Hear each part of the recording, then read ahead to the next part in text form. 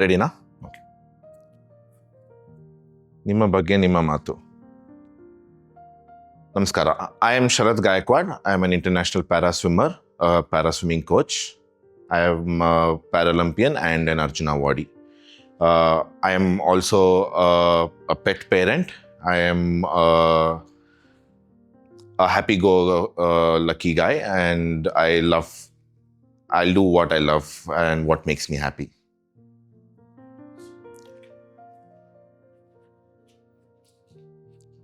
Please open the gift.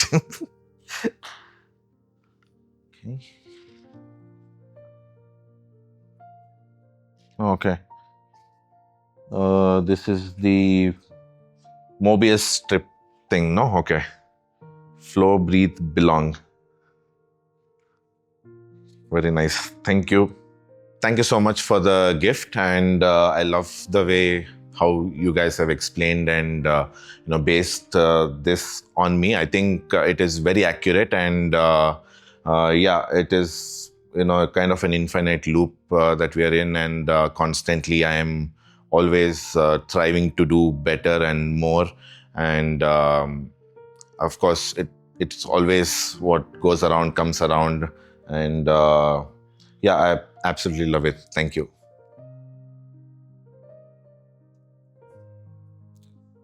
Your career, how did it happen? Was it a choice or a chance?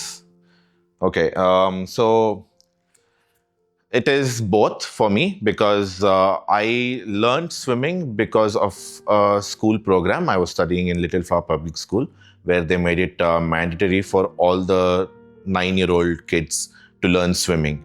And my parents tried to talk to the principal and get out of it, but the principal convinced my parents that let him give it a try, and then we will take a call later. But the moment I started to get into the water, I loved it, and I always wanted to be in the water. Once I learned swimming, of course, I think it maybe took a lot of time for me to learn, but I was having a lot of fun in the water. And once that was noticed by all the coaches and the teachers, so they encouraged me and my parents to take it up much further. Not as a career, of course, but they saw the change of confidence in me, and they wanted me to continue it. And after 3 years, we got to know that there are competitions conducted for the persons with disability in para sports, and we wanted to give it a try, and that's how it started. And in 2003, I made it to my first national championships and won 4 gold medals. And in the very same competition, we had a few scouts, looking for new talent. A competition in Asia Pacific competition was about to happen the very same year, and I was selected for it. So we started training hard, and it was like what used to be 1 hour of training, it became 1.5 hours, and then 2 hours. Then we started training morning and evening, and I had no complaints because I loved it, and I just wanted to be in water more. I didn't want to actually go to school and study, but so that's how it started. And since 2003, there's no looking back. It's always been a forward journey, and always trying to improve myself and win more. So it started by chance, and it became my choice to take it up as a career for me. Okay, next. What are the challenges you have faced in this journey as a boy? Man, has it been any easy or difficult to overcome them? So for me, there has been a lot of challenges. Ever since I was a kid, I always needed help to do anything, something as simple as even writing. I needed someone's help to do it. Wearing clothes, you can name the simplest tasks, and I would need help. But thanks to sports, I was already, I used to play football, and I was good in running. I used to play cricket as well. So I think there was a shift with sports that gave me a lot of confidence to try things differently. And when I started swimming, it completely changed that. I knew that there is not a single way to do anything. There are hundreds and thousands of ways to do something and, achieve your target, basically. So I started that way. Um, my main issues were, of course, I wasn't given a lot of opportunities, but the opportunity came in the way of swimming. So even after that, I was being restricted for a lot of things. But yeah, I tried to prove myself, and yeah, whatever has happened, it's because of swimming. Because I was successful in swimming, people started to get confidence, including my parents, that I can do other things as well. And these were my main issues as a child. As I was growing up, yeah, taking up sports as a career was a huge deal. And my parents, being typical Indian parents, always wanted me to get educated at the highest level, and get a job and have a secured life. But I was never into it, and somewhere down the line, even they realized, and I got the freedom to do what I want. And I used to go through a lot of injuries since I was, I had to manage everything in one hand. So I went through an injury and I wanted to stop swimming. But my coach and everybody encouraged me that you have achieved so much and you can go more. And the same concept of, not doing one way, finding out different ways to achieve it was the main goal. As a man, I think, yeah, there's always kind of uh, a pressure that you have to perform, you have to do well and achieve something. But yeah, for me to convince that my happiness is, more important for me, and whether it is money or success doesn't matter. So that was a huge task. And even today, a lot of people don't get it, but the people who matter the most, my parents, my friends, they understand, and they support it, which is what I exactly needed. Father.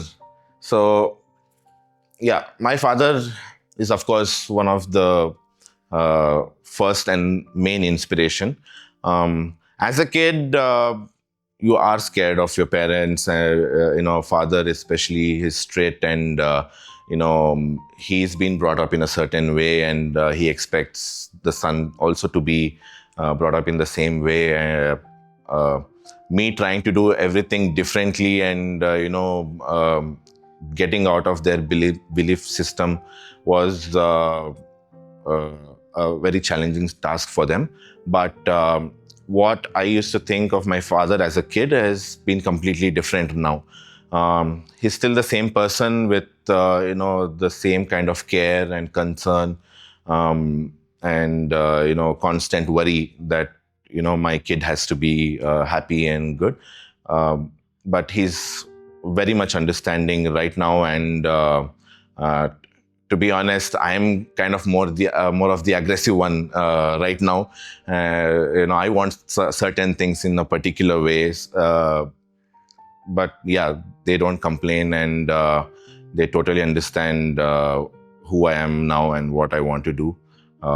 So yeah, he's a changed man, and uh, his support to me means a lot. Hmm.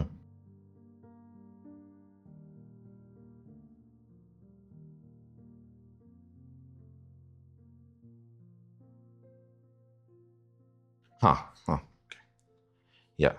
So I have basically seen my father not have any money in his wallet a lot of days. We were going through a lot of hardship financially, but he always made sure that if I needed something, it was always there. And he was ready to go the extra mile for it. And I think that is one of the most important quality that I have learned from my father. That even today, like even me right now, I don't care about money. It is just that I need to be happy, and I am ready to work day and night for, of course, my career now, maybe family later on. But yeah, right now I'm there. It doesn't matter what time of the day it is, and I'm always there for my job. I'm always there for my kids. Okay. Since your childhood, what sort of an important role have boys or men had in your life? So, as kids and as adults, it's always been friends and family who have always been there for me. Um, yeah, as kids, it was a typical school life. We had fun, we had our own fights, we had mischiefs. I don't remember how many times my parents were being called to meet the teacher or the principal, because I was being mischief. Yeah, it was a collective thing, but yeah, like everybody says, your school days and your college days are the best time of your life. So that has always been there. Um, yeah, my friends are the most important people in my life, and of course, most of it are men. Uh, but I don't know how to exactly put in words, because if they were not there, maybe I would have a really bad time. Or even though, yeah, coaching, when I'm in the pool, I'm a different person. But apart from that, my life wouldn't have been so good that it is right now. That it's all thanks to all the men in my life, whether it's my father, my grandparents, or my friends. Any specific incident in your childhood that, if now that you are in a normal school only, right?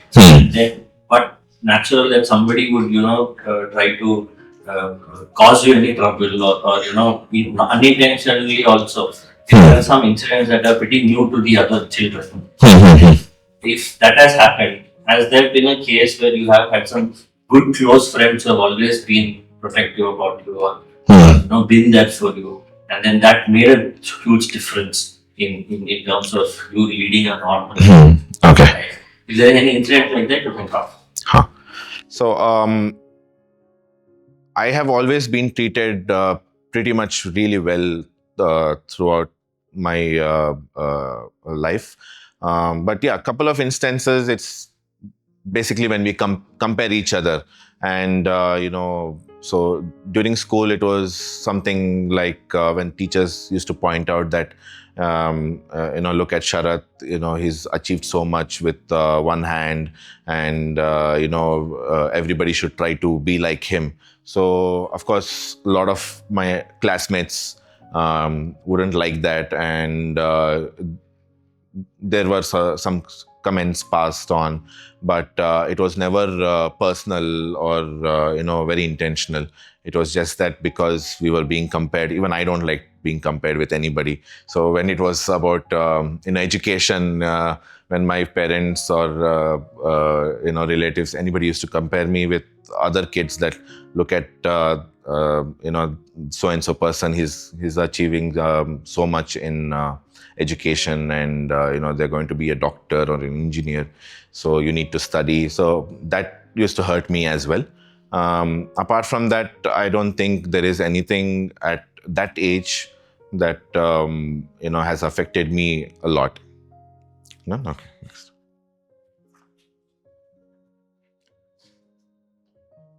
Is it wrong for a man to cry? Do you think men find it difficult to be vulnerable? So I think for me personally, it is not wrong for men to cry. Um, yeah, vulnerability depends on who you're with, and how that person makes you feel comfortable, and it's all about being positive for me.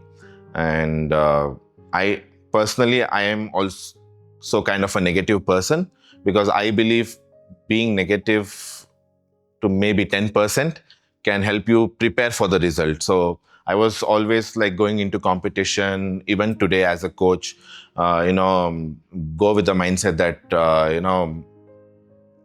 I might not win today, or my kids might not perform today. So it always helped me prepare. And so, yeah, that is one part. But yeah, crying is a very personal thing also for me. And like I've said, it is not wrong. Um, but I think when I used to swim, I never used to cry, for sure, because I I was one of the like strongest person. Nothing could break me, and uh, yeah, that was the thing. But I remember after I've I went to London Paralympics and I came back, I just started crying. The moment I didn't cry, I was absolutely happy all the time.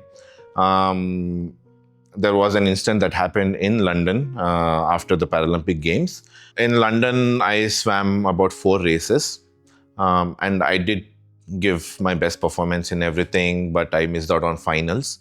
I finished ninth, and a lot of talks were happening that it came out even in media that I didn't perform well. So that had me, feel very very sad, and very low at that point. And I I was surrounded by teammates, but it was not everyone that I know, that I generally am open about with anyone. So everybody were not strangers, but when it comes to emotion, they were strangers for me. I was sad, but I didn't cry. But the moment I landed in Bangalore, it was like a very big weight lifted off my shoulder, and I started crying um, throughout the way back home, in taxi, everywhere I cried. So it was more of a relief for me. And yeah, after that, it has been more of a emotional journey, because I I stopped my swimming career very early, and I started coaching, and everybody around me believed that I could perform much better, more. And I also know that I can, if I put my mind to it, I definitely can. But I was not there, and yeah, that was a very hard time for me, difficult time for me, when it was somewhere around 2015, 2016, where I used to feel a lot vulnerable. So yeah, my friends were always there for me, like I said, to encourage me and do better and be happy. One more instance you can say, whether when I cried, is when I left my previous job and moved to a new club. I had to give up on almost 60 kids.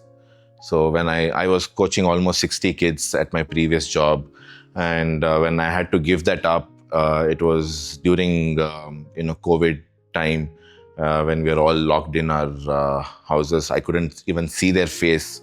I actually, you know, informed everyone through Zoom call, because we didn't know when the pool was opening. So that was a very difficult time for me, because I love kids, and I loved coaching them, being around them, and I had to give up on them at a time when everybody were going through a lot of hardships. So I cried a lot that time. I couldn't sleep. Um, yeah, but once the pool started and we started coaching, it started getting better. And when you say it's okay for men to cry, but there is still a lot of men who think crying makes me come across as a very weak person. They can't really break down. Yeah. What do you have to tell about that perspective? Hmm. So, yeah, it is basically, we are, like I said, my father wanted me to be like him. I'm pretty sure I want my kids. I'm already sure because I'm coaching. I know I'm coaching a lot of kids. So I want them to be like me, do all the right things that I did and not do the wrong things. So I want them to be like me. So it is, I think, something that has come with the society, with the community, and throughout generations, that men should not cry. Yeah, they'll be weak. But I personally don't have any problem, and I don't think it should be a problem to anybody. I Although I do think that crying is not going to solve any problem. If you have a problem and you just sit and cry, it's not going to solve any problem. But like I already mentioned, that even I have cried and it has lifted a huge weight of me. So you know so I just tell everybody that it is completely okay to cry. In fact, I had a kid come and cry 3 days before, because he went slower than his performance. And I try to console him by of course, as a coach, we use a lot of different things. But I just told him very simple thing, is that you know I don't want you to cry. I just want you to enjoy the race, and it doesn't matter what happens. And I've told him that, yeah, I've won so many medals in my life, but I have also lost maybe 10 times more, and I have been I have gone slow in a lot of competitions. So that's a small example that I am sharing with you. But yeah, I think we have to get out of that mindset, that men should not cry. Um, there's we are human beings. It's not about men or women. It's just that we are human beings. We have to be ready to share our feelings and express ourselves. Responsibilities of a man: the importance, the acknowledgement, appreciation. How important is it? So, responsibilities of a man, of course, everybody knows, according to society, it's, do well in education, get a job, take care of the family, have a status in the society, whether it's a house, car, whatever. But I certainly don't feel that way. Whether it is a man or a woman, it is about being equal. And for me, it is all about doing what you love. And it doesn't matter what gender you are, you have to just do what you love. Of course, yeah, I have told my parents that, don't worry about me. You do what matters to you, and you make sure your life is comfortable, because I am going a different way. But right now I'm also like worried about them, and constantly making sure that they are happy, and I'm doing whatever is possible for me to do for them. So I think it is just that it is about yeah, for me, responsibility is being good to everyone, respect everyone, and be there for the people you love. And about the acknowledgement or the appreciation for what little things that men do, which goes unnoticed or noticed, how important it is for men to also appreciate other men, and also for the men generally to give other Yeah. men. So, acknowledgement or appreciation I have received throughout my life because of my swimming achievements. But yeah, generally speaking, it is it is basically for the work you do. It is not for the uh, person you are, right? And when we are with friends, we sometimes, yeah, don't acknowledge what our friends are doing or other people are doing. I think one of the main things right now for me to clearly tell that we need to get rid of being jealous. Um, and yes, just appreciate everybody what they're doing, because what makes me happy uh, might not make the other person happy. Just because I don't accept or it's not my style, it's not the person who I am, I should not demotivate or discourage anybody. We should always keep on appreciating and acknowledging the fact about what they're doing. And yeah, it is a very diverse world we are living in, and we have to appreciate everything. Yeah, friends, like I said, they are like the pillar for me. First is my coach, of course, and then friends who have always stood throughout my career. Yeah. Being a man, is it a bane or a boon? Okay, it is it is both. Yeah. I think we have already touched upon that. There's a lot of pressure, societal pressure, on being a man, but yeah, it depends person to person. And like I've told, it is just about doing what you love. And yeah, I think for me, of course, it is a boon. I think it has always been a little high up. Uh, uh, I don't know how to put it. Maybe I've got an advantage because I'm a man. I've been able to, put my word really strong and get what I want. Um, but yeah, when you think about speaking emotionally and when we talk about being equal, it goes to everything. And in a lot of field, especially mentally, it is definitely a bane that men are not looked upon to be vulnerable. Yeah.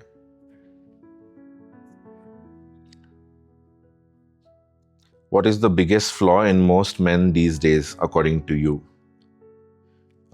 So for me right now, what I'm experiencing, what I'm seeing is one is being arrogant, and one is being very aggressive. Uh, it can be with coaching. It can be with something as simple as we see a lot of road rage these days. So I think any issue, uh, if somebody is not liking it, I think they're being very aggressive, and they're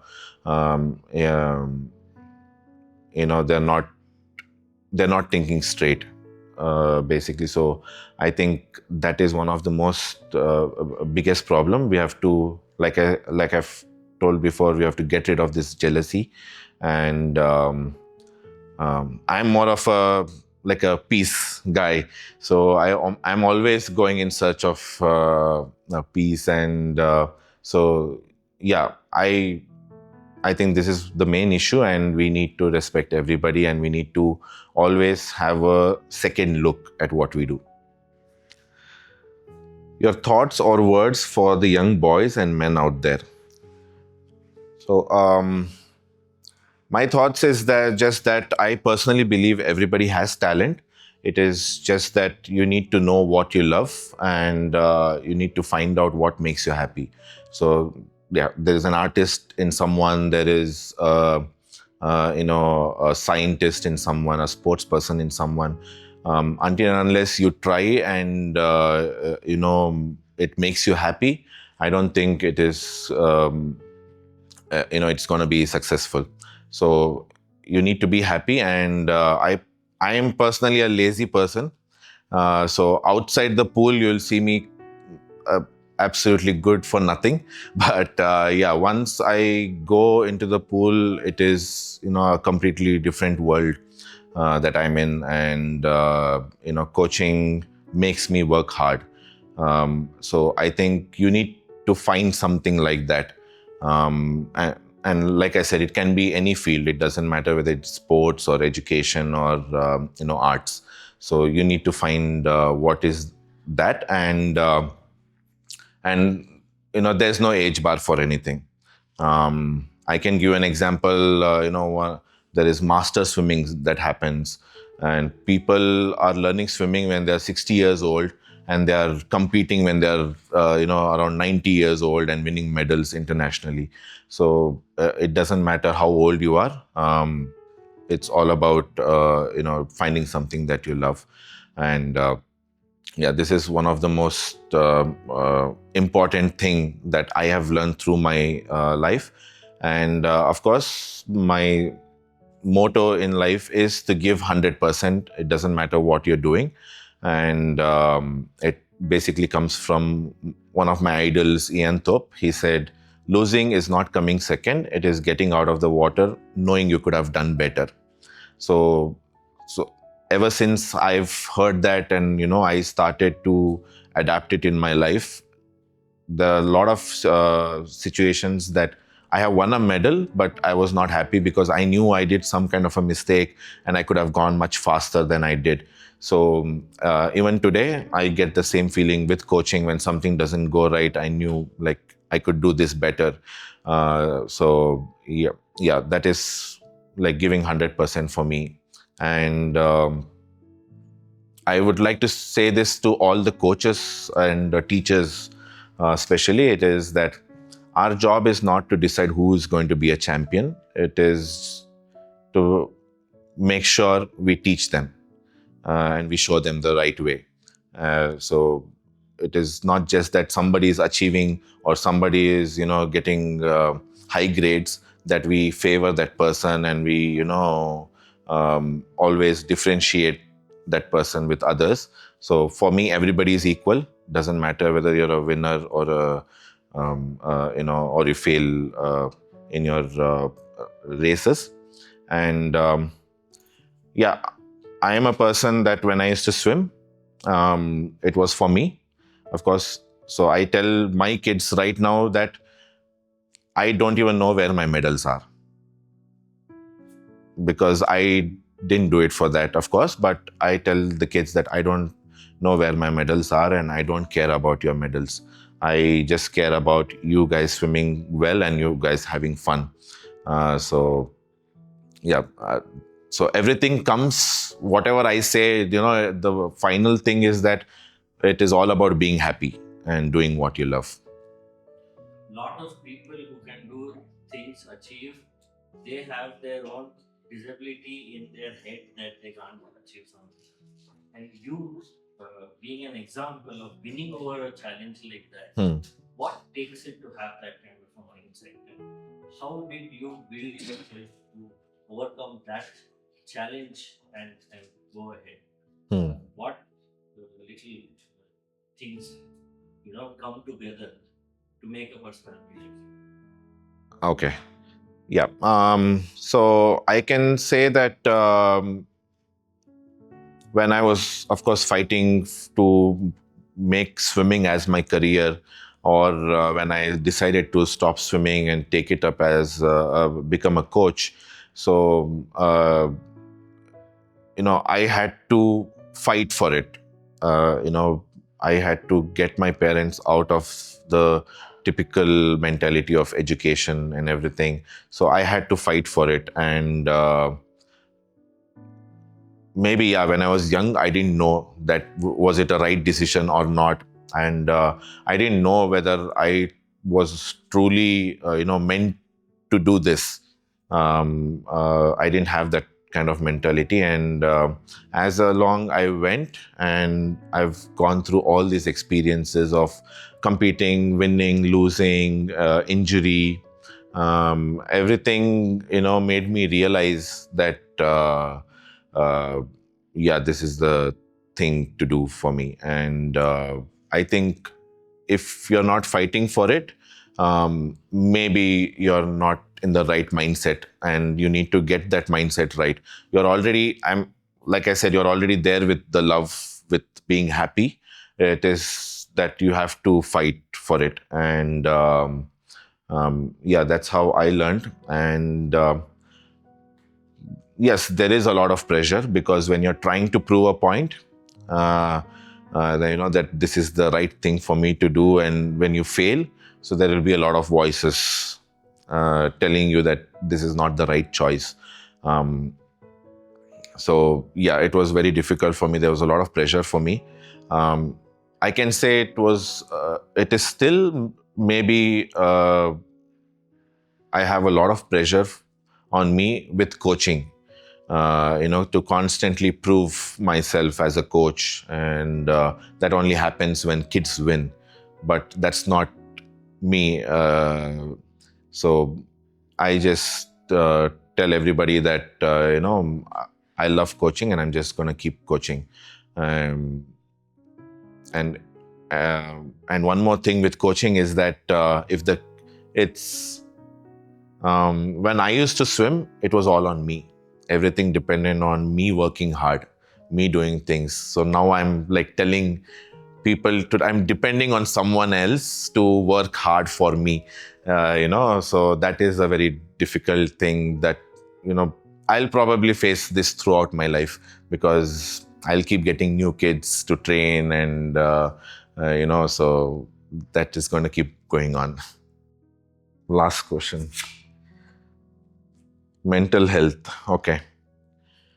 So first thing I would like to tell that mental health is not a new concept,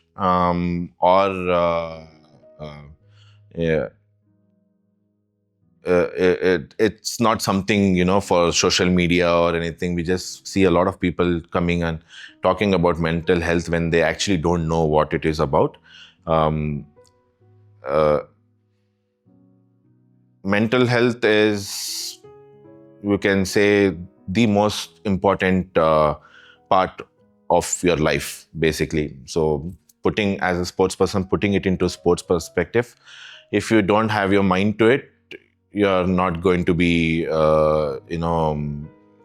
working hard, and you're not going to be basically concentrating. You keep just getting distracted. And one more thing is, like I've told basically in all of the answers, that it's about being happy. And I would say one small example with, I was being mentored by Rahul Dravid, and during my time of, whether to retire or, keep continuing swimming and everything, he gave me a lot of examples that he went through, and he suggested me to, feel free to try any of it. And so till that point, I'm a kind of person, to tell, I was like, okay, I am doing this is going good for me, and you do this, when somebody was going through something. But it is not that. Everybody has a different way of working towards a problem, and we just need to give them some options. And definitely share your experience when you were going through hardships. What did you do? But mental health is about giving that freedom, and guiding them the right way.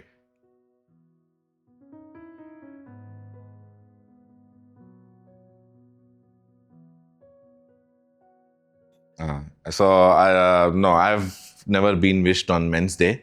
I knew there are a lot of days, and I knew there was a day for men, but I didn't know the date as well. I wish everybody a very happy Men's Day.